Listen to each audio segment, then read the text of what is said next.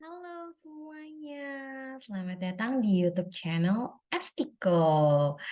Nah, karena ini aku baru buat YouTube channel, jadi ini video pertama aku buat untuk perkenalan diri. Karena tak kenal maka ta'aruf. Jadi aku mau kenalan dulu, nama aku Esti Hoirunisa. Teman-teman boleh panggil aku Esti, karena memang dari dulu dipanggilnya Esti. Aku juga nggak tahu sih kenapa nggak ada yang manggil aku Nisa. Padahal kan Nisa tuh bagus ya artinya perempuan. Padahal nama aku Esti Hoirun Nisa. Tapi nggak ada yang manggil aku Nisa atau Ica. Manggilnya Esti. Well, aku lahir dan besar di Karawang. Tepatnya di Rengas Dengklok. Jadi memang aku sekolah dari TK sampai SMA aku di Rengas Dengklok. Baru pas kuliah aku merantau ke Bogor. Aku kuliah di Institut Pertanian Bogor. Aku ambil jurusan agribisnis, Fakultas Ekonomi dan Manajemen. Aku anak kedua dari empat bersaudara. Pokoknya anak mama papaku tuh empat. Jadi empat bersaudara atau tiga bersaudara ya. Semuanya perempuan, jadi kebayang anak kedua terus semuanya perempuan. Makanya kalau kakak aku sama adik aku lagi cekcok, ya udah aku bagian penengahnya gitu. Nah, fun fact juga nih, menarik banget karena kakak dan adik aku nama panggilannya tuh huruf depannya F semua, sedangkan aku E. Kakak aku Vika, adik aku Fani, Firda, aku Esti. Bingung? Aku juga bingung. Aku tanya ke orang tua aku kenapa bisa kayak gitu, mereka juga bingung. Jadi penamaan ini masih misteri teman-teman. Jadi kalau misalnya ditanya kenapa, aku juga nggak tahu jawabannya. Mungkin pada saat itu sedang terinspirasi aja gitu nama Esti. Jadi makanya habis itu tersadar lagi untuk memberikan nama anak-anaknya dengan huruf F gitu. Oke, kesibukan aku saat ini adalah aku sebagai seorang istri. Jadi aku sudah menikah, kemudian juga aku bekerja di salah satu startup di bidang teknologi untuk UMKM. Jadi pengembangan, pendampingan, peningkatan kapasitas teman-teman UMKM. Dari awal berkarir emang aku senangnya berkarir di bidang community development. Jadi kurang lebih 6 tahun ini gitu, aku bekerja memang selalu di beberapa, startup yang, punya concern terhadap pengembangan community. Karena emang senang aja sih, dari dulu aku senang ngobrol, suka terjun ke masyarakat gitu. Karena menurutku dengan ngobrol, diskusi, kita kayak bisa dapat banyak ilmu gitu, banyak bertukar informasi baik yang belum kita tahu, yang sudah kita tahu tapi, makin paham gitu tentang hal tersebut. Jadi menyenangkan lah pokoknya. Dari pas aku mahasiswa juga aku sering banget ikut kegiatan-kegiatan, pendampingan ke masyarakat, kemudian ngajar anak-anak SD gitu. After dari kuliah pun aku langsung terjun ke masyarakat selama 1 tahun sebagai ibu guru, jadi sebagai pengajar gitu. Aku ikut Indonesia Mengajar dan biasanya teman-teman yang ikut Indonesia Mengajar itu dipanggilnya pengajar muda. Nah, pengajar muda ini, kemudian dikirim ke daerah-daerah. Nah, kebetulan waktu itu aku dapat di Pulau Natuna. Nah, kalau teman-teman familiar dengan Laut Cina Selatan, nah itu, eee, salah satu ikonik ya untuk dari Pulau Natuna biasanya. Nah, aku ditempatkan di Natuna selama 1 tahun dan, aku dan tim aku, cukup banyak juga yang ke Natuna, tapi di tiap desa itu satu orang satu. Jadi memang, belajar mandiri sejak dini gitu ya. Nggak bercanda.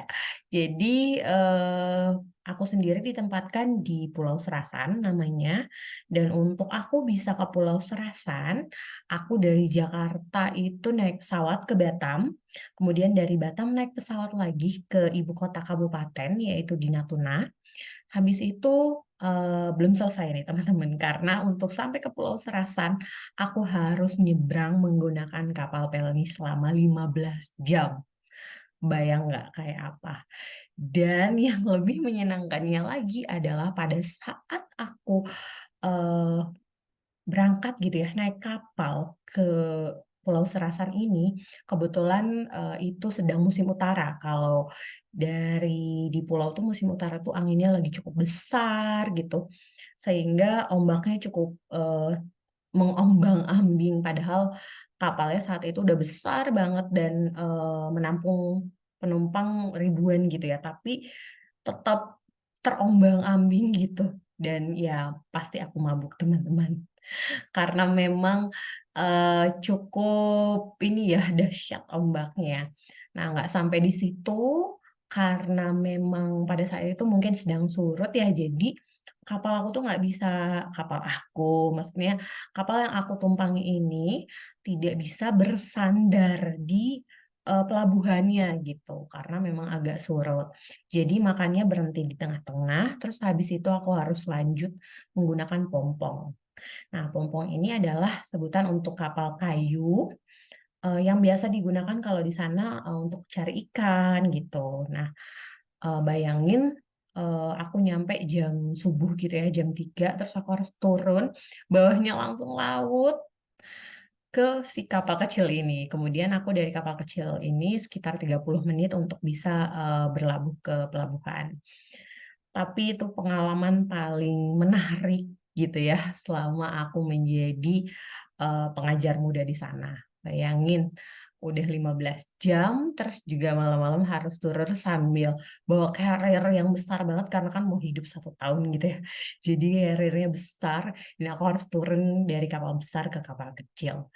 Tapi sangat-sangat menyenangkan dan terbayarkan karena setiap hari di sana bisa ngobrol sama murid-murid, sama masyarakat di sana, aku juga punya orang tua angkat di sana, kemudian juga, ngobrol sama orang tua murid juga, sama guru-guru, jadi menyenangkan banget. Ya walaupun selama 1 tahun kayaknya kerjaan aku lebih banyak mainnya sih sama anak-anak siswa-siswa di sana maksudnya ya, gitu. Dan biasanya sepulang sekolah aku selalu nyempetin untuk mendatangi rumah siswa-siswaku untuk ngobrol sama para orang tua muridnya. Ya, ngomongin perkembangan anaknya gitu ya. "Anak ibu nih di sekolah," gitu. Dan nanya juga sih biasanya dia ngerjain PR atau enggak gitu. Dan itu sesuatu hal rutinitas yang nggak pernah bikin aku bosen. Gitu.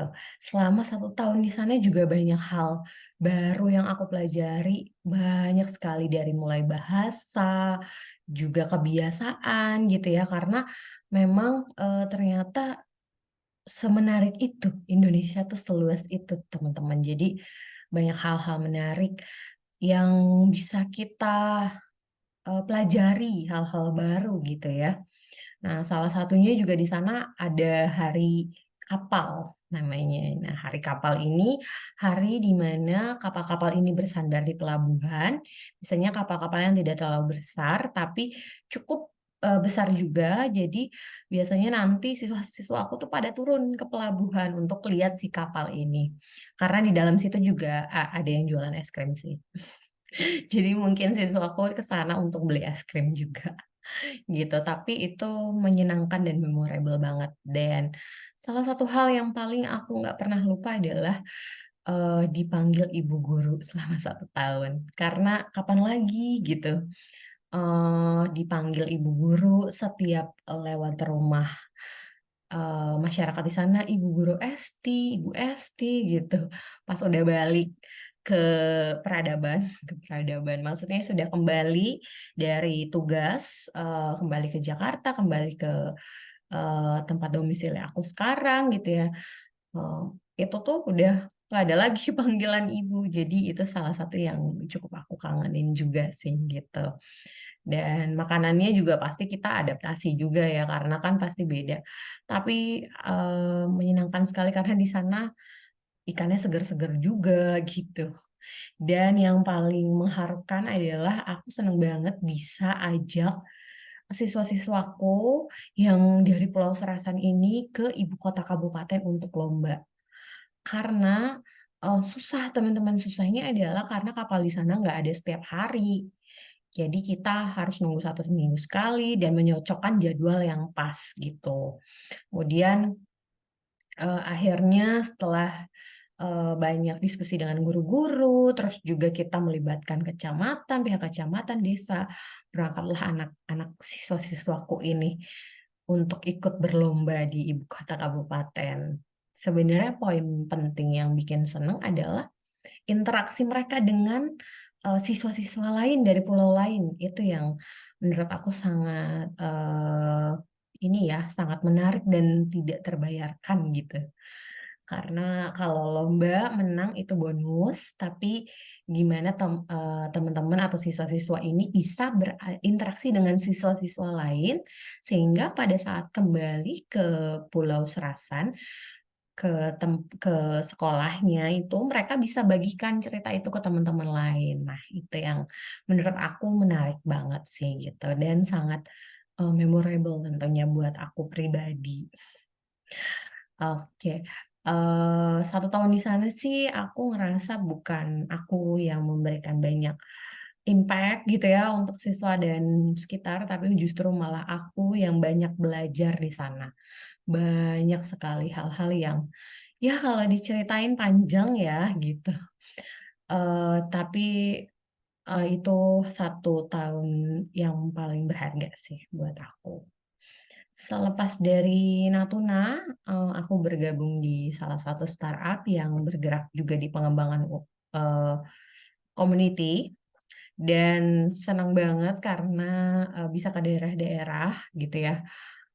Happy banget karena aku memang dari dulu cita-citanya, impiannya adalah bisa menjajaki daerah-daerah di Indonesia.